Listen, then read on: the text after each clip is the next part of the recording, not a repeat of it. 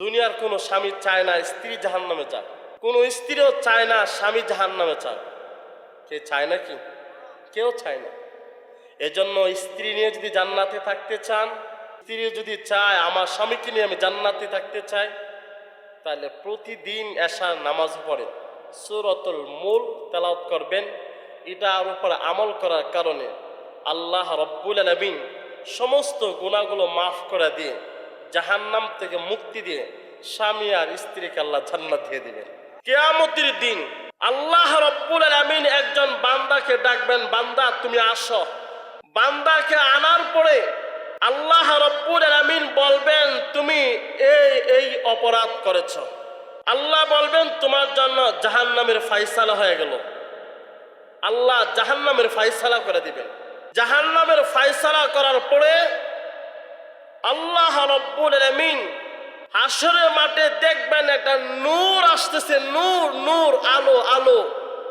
আসার পরে ওই নূর আল্লাহর সাথে কথা বলবেন, বলেন না সুবহানাল্লাহ। আল্লাহকে বলবেন আল্লাহ তুমি তাকে মাফ করে দাও। আল্লাহ বলবেন তুমি কে? আমি তো তার জন্য জাহান্নাম ফায়সালা করে দিয়েছি। এই নূর তুমি কে? বলো তুমি কে?